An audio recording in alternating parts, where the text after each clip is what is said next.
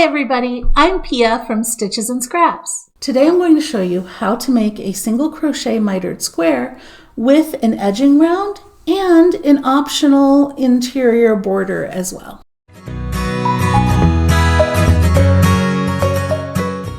I'm using Lion Brand 24/7 cotton from my stash, which Lion Brand did originally give me for free for other projects. This video goes along with a full tutorial which includes written instructions and this chart.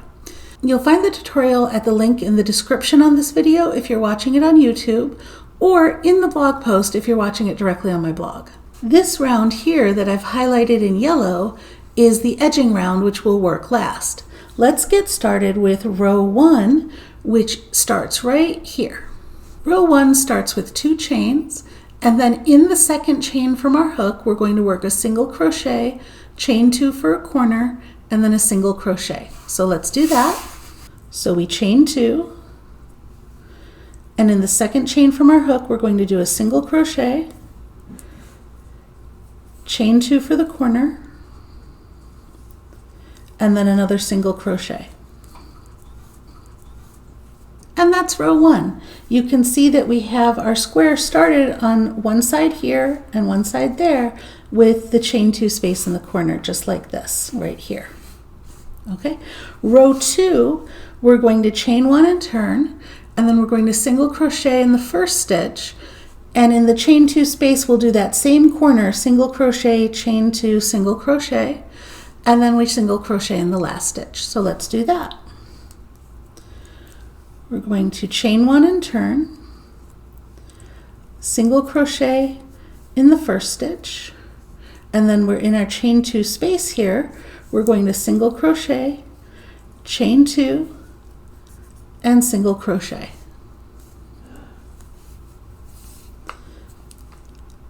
Then we have 1 stitch left right here, and we're going to single crochet into that one. And I'm actually going to change colors now, so I'm not going to finish my single crochet. I'm going to cut my yarn, grab my new yarn, and finish this single crochet with the new yarn. Okay, and there is my row 2. Row 3 is pretty much the same, except that now we have 2 single crochet on each side. So we're going to single crochet in each stitch until we get to the chain 2 space. Once we get to the chain 2 space, we do single crochet, chain 2, single crochet, and then we single crochet in each stitch to the end. So let's do row 3. We're going to chain 1, turn, single crochet in each stitch to the chain 2 space. Okay, when we get to the chain 2 space, we single crochet, chain 2, and single crochet. And then we've got 2 stitches left, so we single crochet in both of those 2 stitches. And that is, if I pull on the corner there, that is row 3.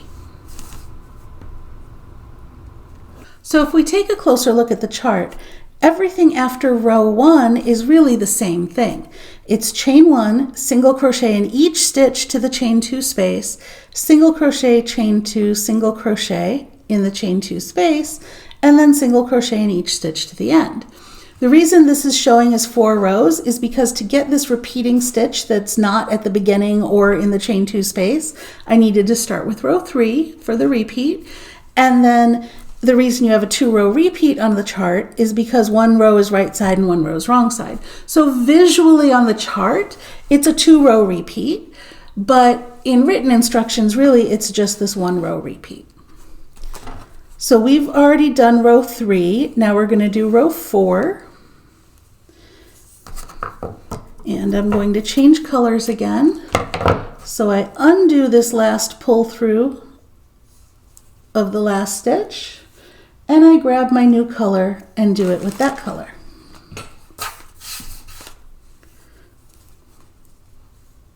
There we go. So now we know the repeating pattern. I'm actually going to put this aside for a minute.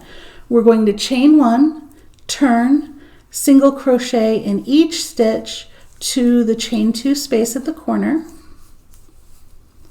Okay, and in the corner we're going to single crochet, chain 2, single crochet, and then in each remaining stitch we're going to just do single crochet.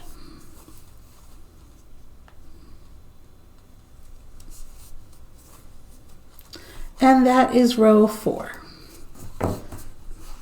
Now every time that we add another repeat, every time we repeat rows 3 and 4, you'll have one more stitch on each side in this repeat section here.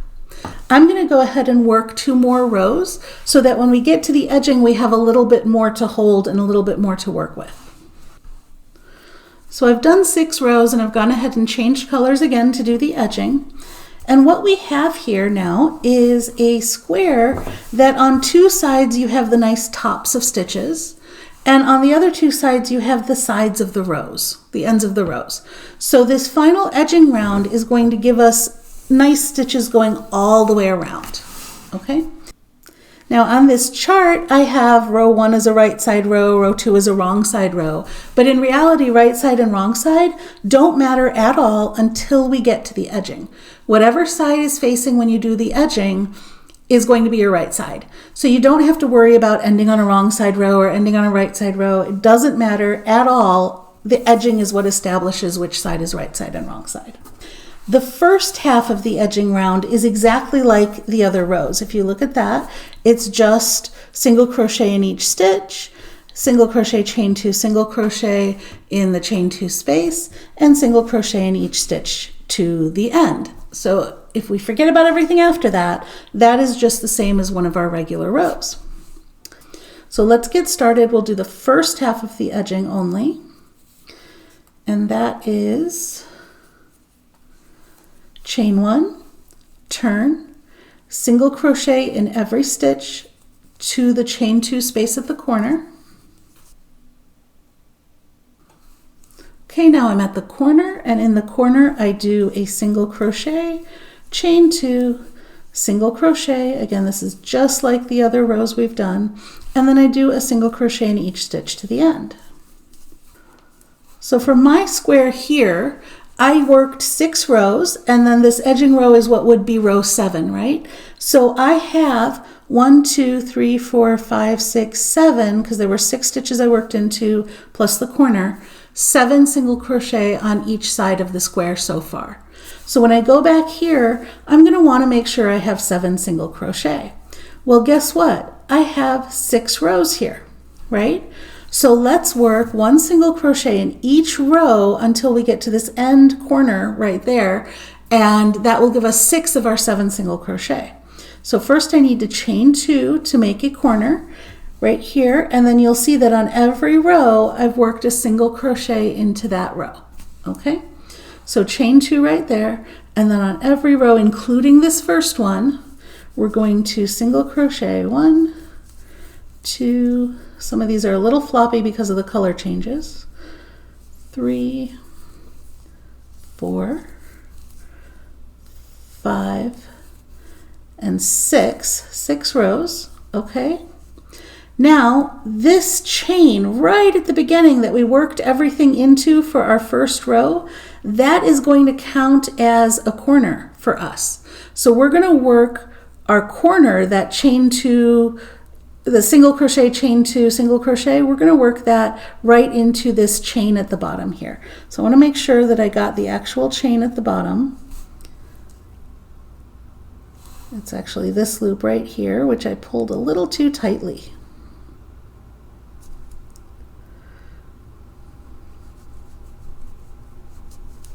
Okay, there we go. I'm into that chain at the bottom, and in this chain I'm going to do a single crochet, chain 2, and single crochet.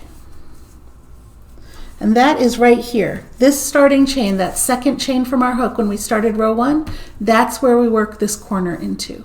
So now I have 7 single crochet on this side, correct? Because we did 6 and then 1 more for the corner. Now we want to work across this side and again put a single crochet in every row. So there's 6 rows here. I know that's my second green one, so there's my first green one. I'm going to put a single crochet right in the side of that row there. And then my second green row, whoops, there we go. And then I've got tails everywhere. Then in my orange row, and I'm kind of working over some of the tails just to lock them down, but I'm not working over them all the way across, otherwise you'll get like a rope-like edge to it. And then in my yellow row, and my orange row, my last green row. Okay, so that should be now 7. 1 from the corner, 2, 3, 4, 5, 6, 7 stitches. Okay, so I've got all my stitches there. So all I need to do now is chain 2 and join to the first stitch of the row.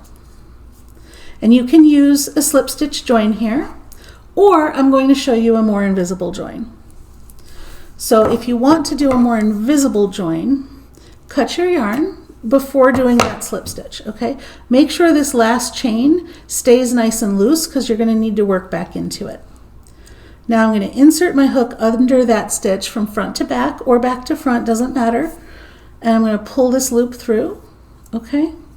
Then I'm going to find that chain where that loop I just pulled through is going down into. And I'm going to stick my hook in there and pull the yarn through there. And you can do this with a tapestry needle too if that's easier. But I'm pulling the yarn back down to the wrong side through that same loop. Okay. Pulling it through that same loop. And now you can see we've made a little, almost a chain, but a little loop that looks just like the rest of the stitches on top here. And that makes a nice, neat, invisible corner for us. And there is our finished mitered square.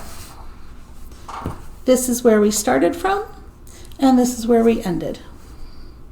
If you're like me, I don't particularly like the look of stitches worked into the ends of rows of different colors.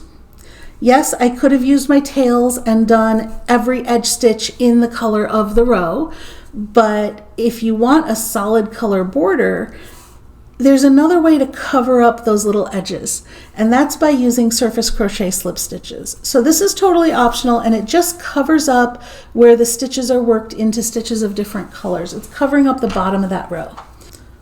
So start by holding the working yarn underneath your fabric, okay? Go into any stitch. It can be a corner stitch, but I prefer to go in a non-corner stitch. And around the edging, you're going to find the base of the stitch, okay? And where that's worked into, you're going to stick your hook in and pull up a loop from the back, all right?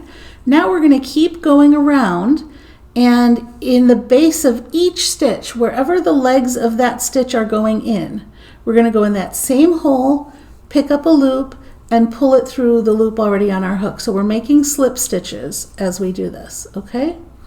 So I'm going in at the base, like see my next stitch is there, I'm going in at the base of that stitch, pulling up a loop, pulling it through my loop on my hook. And I'm being careful to keep these nice and loose and even because these need to look pretty at the end, right? So I've hit a corner, and yes, there are 2 stitches worked into this corner, but since I'm underneath it, I'm just going to work 1 stitch into that corner to kind of bring those together. And then I start going around the other way and just slip stitch in every stitch all the way around. I've reached another corner, so I'm just going to slip stitch 1 time in that corner and then continue around the next side. Same thing at this corner, just slip stitch 1 time and continue around the last side. And in my last corner, I slip stitch once in the corner, and then I can end this row. I can do another invisible join around that if I want to, or I can just slip stitch in the same place that that one started. Fasten off. So I fastened off, and then to connect these 2, I'm just going to take this through the feet of that one, like that, and then just pull it back down through that same hole. So it's similar to that invisible join, but I did the extra slip stitch there because this one gets really tiny. And now what you can see is that we've put another edge on our border that hides the transition between colors. And it looks like a huge border on this tiny square, but when you do it on a bigger square, it looks really nice to have this nice edge around your border. But that's totally optional. You can leave it without that edge as well. Now all that's left to do is wash and block this, and blocking is important for mitered squares because especially when they get bigger, they can tend to skew just slightly because our single crochets are not exactly square every time. So you're going to want to wash and block it to be nice and square, and then you're all done. And that's how you make a single crochet mitered square with an edging round and an interior border. If you enjoyed this video, please give me a thumbs up, share it with your friends, or leave me a comment. You can also subscribe to my YouTube channel for more great videos. Thanks for watching!